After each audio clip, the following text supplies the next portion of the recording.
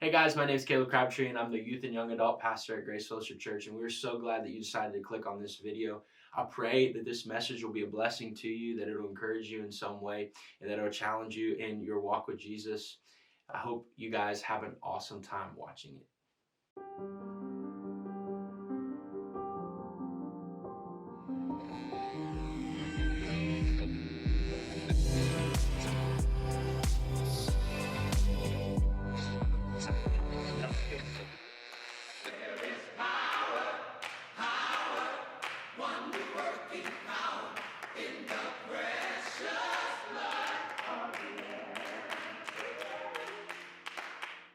I'm excited for us to continue in this series that we titled Before I Go. And Chad, you can turn the house lights up a little bit if you want to. But I'm excited for us to continue because what we've been looking at for a few weeks, you have Pastor Jamie come in week 1, and we had Paul last week in week 2. And we've been talking about just a few of the things that Jesus spoke right before it was that he went to the cross and before he ascended into heaven. And what we talked about is if it was your last words, you're going to make them pretty important, right? If you know that these are the last words that you're going to impart to anybody, that you're going to speak to anybody, they're going to be pretty important words. And so if you're going to, if it's going to be your last words, one, those are pretty important. And then also, if it's the last words of somebody that you know and that you value and that you love, you would pay attention to those last words because those are some last things. Usually, we would say our last things in key moments. And so, but I want to ask you tonight, start tonight's message by asking you a question. Does anybody ever watch like Scooby-Doo cartoons? Anybody ever watch like Scooby-Doo cartoons? Or like anything that has like a mystery of some sort that has like a bad guy, but you don't necessarily know who it is right away? But how many of you guys are really good at those shows or those movies, kind of figuring out who the bad person is before, you know what I'm talking about? Like it's like in the Scooby-Doo cartoon and you're watching it and you're like, oh no, that's the dude. It's the math teacher, right? Like he's the bad guy. And you like watch the cartoon or the show or whatever. And what you're doing on the other side of the screen is you're getting frustrated because you're watching in this detective show or whatever. And you're like, you see who the bad person is. You see who the person seems to be that's going to be the person that's the bad guy, so to speak. And you're sitting on the other screen like, why can't you see it? Like, why can't you see who this person is? And you put the pieces together, but it seems like everybody in the show is unaware, right? Until the very end of the movie, they're like, this is, we don't know who this is. And maybe in real life, you've had an experience like that, where you felt like you figured something out about somebody in your school, or you figured out something about somebody in your life, or a coach, or a teacher, or a friend, or whatever, and you figured out that maybe they were, quote-unquote, the bad guy. Maybe you've figured out that there was a teacher in your school who seemed like they were out to get students, or they were out to just kind of make everybody's lives miserable. Or you figured out that you had a friend who wasn't so much of a friend, and really they were just somebody who was backstabbing and somebody who betrayed a lot of the time. Or maybe you found out that you had a parent, and that parent was just trying to take all the fun out of your life. And in that moment, you in real life feel like you have figured out who is the bad guy, and you just can't imagine it any other way. And I don't know about you, when it comes to those detective shows and TV shows, has anybody ever got it wrong, though? Where you're watching it and you think you know who the person at the end of the show is going to be unveiled with the mask, and they're the person who is in the wrong, they're the person who is the bad guy, and really you were sitting on the other side of the screen, you were so confident it was going to be this person, and you found out it really wasn't. On the flip side of that, in real life, you might not be able to just fathom that there's a teacher who comes across in a certain way, but really they're just looking out for your best interests. And in real life, you you had a situation with your friend and you think that they're just trying to backstab and they're just somebody who's betraying you, but really they're actually somebody that you could trust a lot. And maybe you think that your parent is just trying to take all of the fun out of your life, but really your parent is showing you a lot of grace. And you're not as right about the situation, thinking who they are and determining who they are as you think that you are. And if we were to be honest tonight, if we were to be vulnerable and honest, what we would probably admit is that sometimes we see God as the bad guy. sometimes we get a view in our minds of who God is, that God might be out to take away all the fun, or that he might just be somebody who's trying to get us. Sometimes we can see God in a light where he seems like the bad guy, where he seems like he's somebody who's angry, or somebody who's mean, or somebody who's constantly just looking down on us to see, are we going to mess up? Are we going to jack things up? Are we going to make a mistake? Sometimes we see him like he's just some distant grandparent in the sky who is just disinterested with what we're going through. Anybody ever felt like God doesn't care? Okay. So we see God in some of these lights where it might feel like we go through seasons of life where it seems like God's the bad guy and God could do something to change it, but yet he doesn't. And so sometimes we retract ourselves from God because of the fact that we come up in our minds that he just somehow is the bad guy. Because here's the reality. Let's just say this is the reality. It's tough to feel too close to someone when you feel like you can't trust them, right? Like, none of you are going to pursue a friendship deeply and intimately when you feel like that person is distant, cold, judgmental, and mean. Is that fair? Like, I'm not going to pursue those friendships when I feel like I can't trust somebody, I can't be real with somebody. And so what will happen is we'll disengage. We could do this in church where we feel like we come to church. Anybody ever came to church and felt like there are people who are cold, distant, judgmental, and mean? Is that fair? So we've come to church like that, and sometimes we feel like people are cold and distant and judgmental and mean, and so we feel like we can't trust them, and so we're not going to get close to them, so we're not going to really engage, and so then we won't engage in worship truly. Sometimes because we feel God's that way, sometimes just because we feel people are that way. We won't engage in small group for some of the same reasons, because we just feel like we don't want to trust people around us for whatever reason. We don't really get interested in praying and reading our Bible because we have this version of God that we feel like we can't trust at times. And so then we really aren't interested with spending much time with him at all. And here's the thing. Can I be honest? I've been there. Has anybody else been there? Okay, I'm the only one. All right. Where you feel like God can be this way, where you get to this place. But this is what I've also learned about God. I want you to write this down. It's going to come up on the screen. How you feel about God does not represent what is true about him. Your feelings about God in a moment of difficulty, in a moment of feeling like he's distant, feeling like he's not there, feeling like he doesn't see you, feeling like he doesn't really care about the things you're going through. In the moments that you feel like God may be distant, or these emotions are real things, in the moments that you feel certain things or certain ways about God, I want you to understand that doesn't mean that that is true about him. It just means that that's how you feel in that moment. It doesn't mean that that's true about his character. It doesn't mean that that's true about who he is. It just means that that is how we feel in that moment. And so, as important as emotions are in our lives, at times what we have to realize is that emotions don't always represent what is true. It doesn't always represent what is true. And so I want to look in the New Testament, the second half of the Bible, in a gospel called Luke. 4 accounts of Jesus' life we see in the Gospels, and Luke was somebody who was a doctor who was kind of like he investigated and kind of took the accounts of Jesus and wrote them down based on the things that he heard. He heard and compiled them all. And so in his account, he does a great job of giving us some insight into what Jesus was going through as he got closer and closer to the point of being arrested and put to death. And so on the very night that Jesus was actually about to be arrested, he asked his closest friends, he asked the disciples, he said he was going to a place called Gethsemane. Everybody say Gethsemane. Okay, it's a tongue twister. Gethsemane. He's going to Gethsemane, and he's going to go to this garden in Jerusalem called Gethsemane as he's about to be arrested, and he asks his friends to go with them. Now, here's the thing. Why would Jesus ask his friends, ask the disciples to go with them? A few things. Jesus knew that he was on the verge of a very painful experience.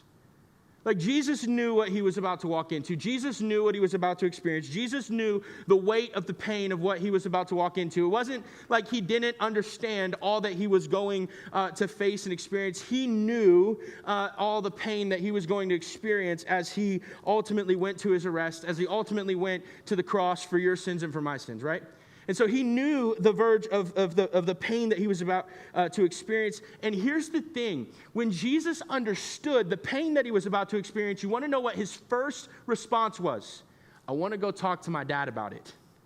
I want to go talk to my Father about it. I want to go and pray about it. I want to go meet with my Heavenly Father about it. And so he then also says, I want a little bit of support in it. Is that fair? Right? When you know you're about to go through something hard, it's a great response for us to want to go and speak to God about it, but it's okay to want support from other people. And so he has his friends there for support. But let's go ahead and look at Luke chapter 22, verse 39 through 42. This is what it says. Then, accompanied by his disciples, or his friends, Jesus left the upstairs room and went as usual to the Mount of Olives. And there he told them, pray that you will not give in to temptation. He walked away about a stone's throw, so not far, and he knelt down and he prayed. And he said this, Father, if you are willing, please take this cup of suffering from me.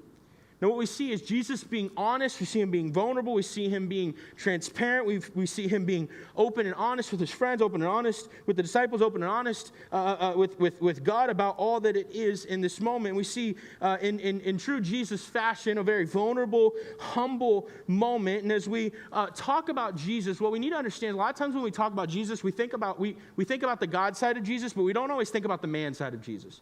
Jesus is a human, he's fully God, fully man, so he has the full pain and weight of all that it is that he's about to experience, just as you and I would if we were walking into that moment as well. And so he's fully God, but he's also fully man, so he doesn't like the idea necessarily of going through something painful. Do any of you in the room, just jump at the idea of going through pain? I really want to walk to school today and life just be terrible. My friends just treat me like garbage. Nobody does that. Nobody wants to experience pain. Nobody desires that in our lives. And so he didn't like the idea necessarily of going through something painful, something hard, something difficult, any more than you and I would. A lot of times we'll disassociate Jesus having a hard time going to the cross because it's like he's God. He's supposed to do that, right? It seems like that. Yes, that makes sense, but at the same time, you got to realize he was a man, he was tempted, he was tried, and he experienced pain the same way you and I experience pain, yet he did it and he didn't sin. And so when he steps into this moment and he wants some support and he wants to go to his Father and he understands the pain of all that he is about to experience, it's a real burden on Jesus. It's a really hard moment. It's not just like, okay, I know I got to go do that and it doesn't make it hard. It's a really hard moment for him. And I don't know about you, but here's the thing. Oftentimes with myself, what I want to do in my own life, when things aren't going the way that I want them, or when things seem to be painful, I just want to blame God for all of it. I want to point the finger. I want to blame with God. I want to be frustrated with God that I'm going through something difficult. I want to be frustrated with God. I want to complain at the fact that God doesn't fix my situation. And all of a sudden, when I'm experiencing something difficult, what I want to do is I want to start seeing God as the bad guy again. I want to start assuming that God doesn't care about the things that I'm going through. I want to assume that somehow God is just not seeing what I'm facing and seeing what I'm going through, and I'll get to this posture. And here's the thing. At the end of the day, whatever the situation is, our reaction might speak to what we believe to be true about God. Your reaction when things get difficult, your reaction when things get hard, my reaction when things get hard, sometimes will reveal, what do I really believe about God? Do I really believe that God cares about me? Do I really believe that God cares about the feelings that I'm experiencing and the thoughts that I'm having? Will God still love me if he really knows how I feel? Will God still care about me if he really knows the things that I'm thinking and the doubts that I'm having? Which brings us back to the text we just read, where Jesus is in this garden praying to his Father. A couple things to note. I want to give you two things to note real quick here. Number one, he was honest with his Father. He was honest. God knew everything that he was experiencing. He knew all of the pain. He understood all that was going to happen. Jesus also would have understood this, but what you have to understand is he was honest. He was vulnerable. I want you to understand something tonight. There is nothing that you're experiencing that God does not already know. So why try to not have a conversation with him about it? He was honest. He was vulnerable. He was transparent. This is something you and I can learn from, being honest with the Father, bringing things to him. When you and I go through something difficult, sometimes we don't want to pray. Sometimes we don't want to be around him. Sometimes we don't want to talk to him. Number two, Jesus asked his Father to fix the situation. to help with it. He asked him to do it. One of the simplest things that you and I would neglect or forget is that when we're in difficult situations, we can ask God for help. We can say, God, I need help with this. I don't understand this. I don't know what to do. I don't know how to walk through this. If any of you guys were here this morning or this weekend or last night at main service, Pastor Jamie talked about Sabbath, talked about resting. Sometimes the greatest thing that you can do when you're going through the most difficult thing in your life is just pause and just say, God, I need help with this. Help me understand it. Help me process it. But this is one of the simplest things that you and I can do, but yet a lot of times we won't even pause long enough to just say, God, will you help me? And a lot of times when we get in the presence of God, we're not honest anyways. Look at what it says in verse 42. It says this, this is what Jesus says. He says, yet I want your will to be done, not mine. Father, your will be done, but not my will. Now, if you and I were to be honest, this isn't the way that most of us would respond when we were minutes away from the most agonizing thing that we were ever going to experience.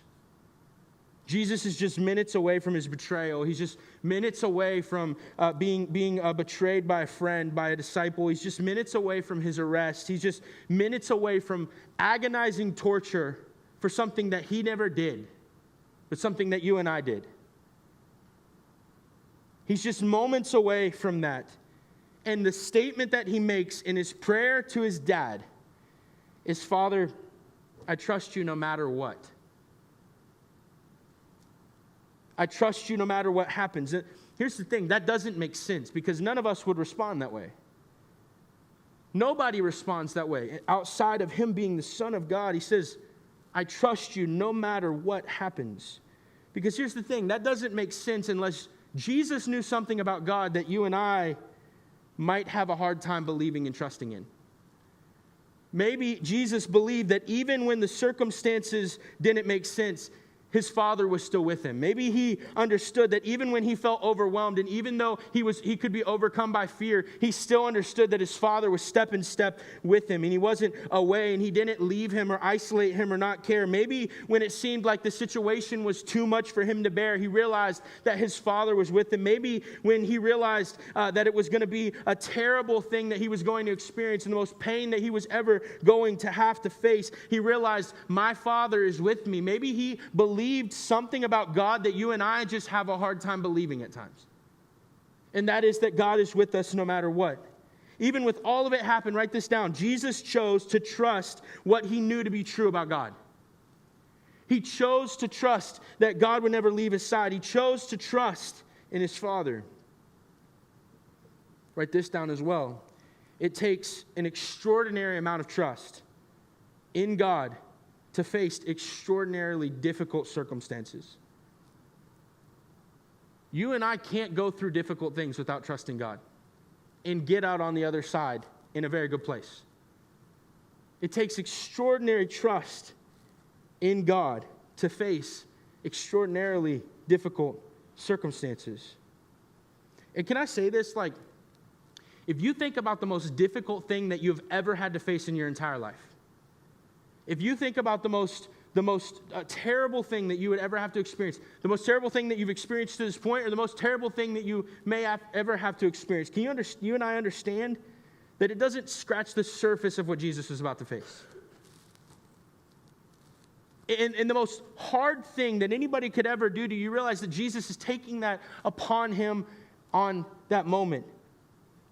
Everything that Jesus was about to face, all of the sin that anybody ever committed, every sin that you and I ever committed in the room, every sin that everybody ever committed in the entire world, he was about to take all of that upon himself so that you and I didn't have to experience it ourselves. So when you and I think we're going through something difficult, we can understand the difficulty that we're experiencing doesn't even scratch the surface of the difficulty that Jesus experienced when he took our cross. And Jesus had a view of God that comforted him even when the situation was difficult. He knew that his heavenly Father was good. He knew that he was loving. He knew that he was comforting. He knew that God had the bigger picture in mind, not just the moment. And he knew that ultimately the sacrifice that he would make on the cross would change everything for all of humanity. Jesus knew that God would walk with him through the difficulty. Look at this, what it says in verse 33 or 43 and 44. It says this: Then an angel from heaven appeared and strengthened him. He prayed more fervently, and he was in such agony of the spirit that his sweat fell to the ground like drops of blood. So Jesus says, God, your will be done, not my will, but your will. And then what do we see? We see that he's comforted by an angel. The angel appeared as comfort, but what you need to understand is the angel appeared as comfort, but guess what didn't happen? The circumstance didn't change. See, what you and I have to understand in the room sometimes is this, that God may send the comfort that we need, but he won't take the circumstance away. He's not necessarily just going to take you away from your circumstance, out of the thing that's difficult, out of the thing that's hard. He's not just going to remove you from that. But what he will do is he will provide comfort. He will provide peace in the midst of it. If you turn to him, he will provide for your needs in the midst of it. But what we typically want to do is we want God to just take the circumstance away. We just want him to make things not difficult anymore, or we want things not to be hard anymore. But then sometimes we'll deny the comfort that God is trying to provide for us in the midst of it, because what we really want God to do is take away the difficulty. But what God is not trying to do is just take away the difficulty. He's trying to grow you through it. That's so important. Because he's not looking to do things the way you want him to do them. He'll comfort you in the midst of your circumstance. And that's a huge key. God didn't just cross his arm and say, good luck, bud. Have fun. See you later. No, he comforted him. He sent an angel to sit with him. He had compassion on his son. But being honest with God about the things that you're experiencing, the feelings that you're having, the struggles that you're walking through, the circumstances that you're in the middle of, doesn't necessarily mean that you're going to just suddenly feel better. Bad circumstances still suck. They're still not fun. Jesus still felt agony even though he was comforted by an angel. Even though his Father provided for him in that moment, his situation was still difficult. Being honest with God doesn't automatically mean things will just go away. It's more about us just learning to trust God in the middle of circumstances rather than getting what we want in the midst of them. We've got to trust that God has our best interests in mind. He has the bigger picture in mind. Jesus' words are powerful in this moment. And what you and I believe what you and I can learn in this moment from God and in this moment, and what Jesus does in his prayer to his Father, when you and I are going through tough nights, when you are going through tough relationships, when you're going through difficulty with friends, when you're going through difficulty with family, when you don't understand what God's up to, when you don't understand why am I going through this, why is the circumstance like this, I believe that you and I can learn this. Consistently be real with God about how you feel. Just be honest, be vulnerable, be transparent with God. Jesus knew and trusted what God was like. He knew he could be totally honest in his humanity with what he was experiencing. And he knew that ultimately he could face whatever he was about to have to go through because God was walking with him. Here's the thing. If you have an inaccurate view of God, it's going to affect you. Because what will happen is if you have an inaccurate version of God that you you kind of understand is a God to be one way or another way, here's the reality. We're all going to go through difficult circumstances in life. Anybody ever went through something difficult? Okay, 2 hands if you went through a lot of difficulty. Right? So, okay, I put up like all my hands and feet if I could. Went through something difficult. Here's the reality. Everyone's went through something difficult already. Newsflash, I'm going to go ahead and tell you it. You're going to go through something difficult again. And probably again. And probably again. You're going to go through difficult seasons of life. Sometimes a difficult season of life will last longer than another. I don't always understand difficult seasons of life. I don't understand tough seasons of life. I don't always get the purpose and the point in all of them at the moment. But if your version of God is somebody who's wagging his finger in the sky, just looking for you to mess up, hoping that you'll mess up so he can punish you, do you understand how miserable that is going to be? It's going to be a miserable experience. It's going to make things more challenging. On the other hand, if you see God as somebody who is with you and is for you, and He is worthy of being trusted, and He's walking with you in the midst of it, and He'll send comfort and peace in the midst of difficult things if you would just lean into Him and trust Him, and if you'd be honest with Him. He's there to comfort you in the midst of difficult times. He's not looking to take them away or just pull you out of the difficult time. Hey, just go over here. I'm going to put this difficult thing over here, but He is with you in the midst of it. He's walking with you in it, and our circumstances and our emotions may not change, and things still may feel the same at times, but He is here in the midst of it. You understand how that's going to make difficult situations feel a lot different? Because you have a different view of God. You have an accurate view of God, that He's walking with you in the midst of it, in the valley of the shadow of death. You and I have permission to be real with God. We don't have to be afraid. We don't have to be afraid to talk about feelings and emotions. We can be real with God about the doubts. We can be real with God about all the things. And here's the thing. Your honesty, all it does is reveal that you're human. Amen? Like all that you being transparent and honest just shows that you and I are humans, that we go through things, that we hold on to things, that we have a hard time letting go of things. It just means at times, hey, this is what I'm going through. I'm just being honest. I'd say it this way, write this down. How honest you are with God reveals how much you trust Him. At the end of the day, like, how transparent are you with God? Because at the end of the day, how much you're willing to just, how honest you're willing to be with God reveals how much you actually trust Him. When you trust God completely, you're not going to hold anything back. When you trust God completely, you realize He already knows it anyways. What do I have to fear bringing to His feet? What do I have to fear setting at His feet? Most of you have a cell phone, and like, think about it this way. Like, what if you could just send a text message to God with exactly how you feel, everything you're experiencing? I don't even do it because I'm not cool enough, but that be real thing, it probably went off while I've been preaching. But it's like what if you could actually be real with God? Like, seriously, think about it. Like, what if the picture of you sitting at youth group really contained a thing, actually, God, I don't trust you at all because my dad walked out. Actually, God, I have a lot of doubts about you because I don't ever seem to see you show up in the things that are hard. Or, God, I really don't trust you because I've never let go of this thing that has happened in my life. See, even in like something that is like a social media thing that's supposed to be the real moments, you realize there's a whole filter that we never show the world. But think about it. Like, what if you could just be honest with God and transparent with God and say, hey, you know what? This is really what I'm experiencing. This is really what I'm holding on to. What if you could just in your note app, now I would even encourage you guys to do this. What if you just in your note app or in a journal or something just wrote down everything that you wanted to be transparent with God about? Some of y'all would like not be able to find enough time. And you know what? It's okay to say all of those things to the Lord, to bring all of those things to God.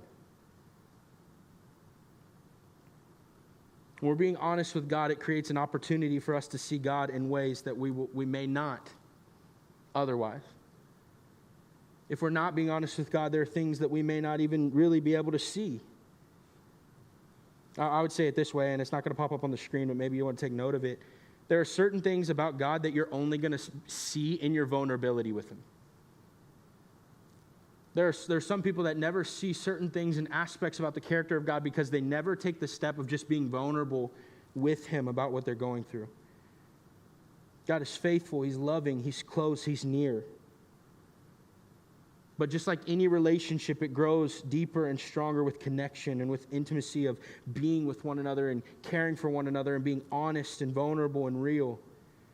2 steps to being real with God tonight. And leaders, you guys can go ahead and come up when we're about to go into a time of worship. But 2 steps I just want to give you in practicality. So number 1, if you're going to be real with God about how you feel, 1, you need to be honest with yourself. How do you really feel right now in these moments? Is this truly how you want to respond, or is it just some reaction that you're trying to fake in front of other people? Number 2, so after you Be honest with yourself. Number 2, remember who God is. Remember his character. Remember that he's loving, kind, compassionate, and he's all-knowing. Remember that he already knows your thoughts. He already knows your feelings. He already knows your experiences. So you might even ask the question, why do I need to tell God that then? Why do I need to bring it to his attention? Because that's how a trusting relationship works. A trusting relationship works with real, open honesty and vulnerability amongst one another. God's relational, and he loves you. He's trustworthy, and he wants to hear you. And he wants an honest relationship with you.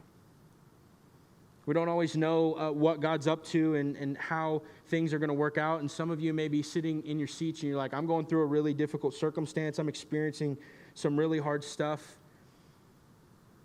But I want you to walk away knowing that God loves you and that he's trustworthy of all of the vulnerable things that you could lay at his feet. People may fail you. People may not always be trustworthy. Even the most trustworthy person in your life may at some point fail you in a way that you would want them, you would want them to be there for you in a moment.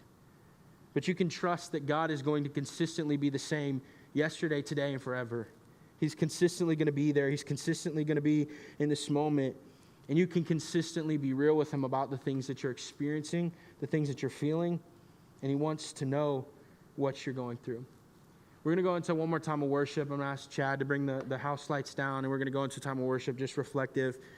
And we're going to have the leaders open, leaders here, the altars open, and you can come up and pray with the leader. And I would encourage you, sometimes I'll say, hey, maybe you want to come up and you want to say I have an unspoken request. That's still always okay, right? Say, hey, I've got something I just don't really want to talk about, but just know I need prayer. Would you pray with me?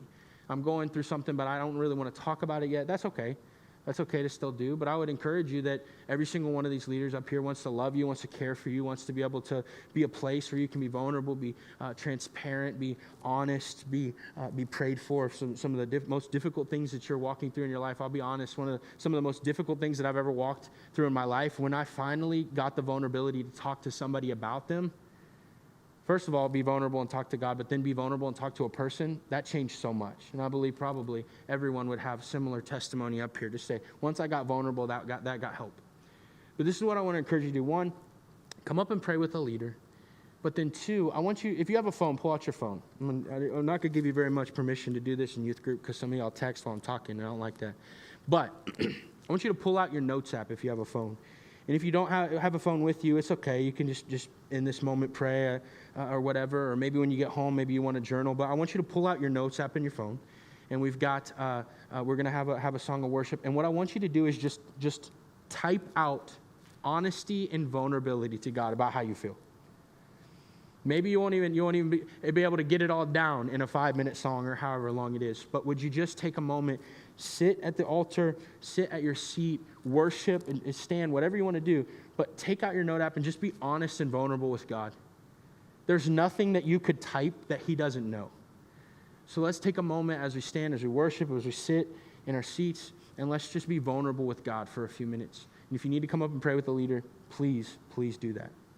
Well, hey guys, thanks for watching this message. I pray that it encouraged you, that it blessed you, that it challenged you some way. If you made a decision to follow Jesus, my email is going to be below. I would love to hear from you what God did in your heart and how you were challenged. Also, we would love to see you in person. And so we hang out every Sunday night from 6 to 9 p.m. We would love for you to come and hang out with us in person. See you guys.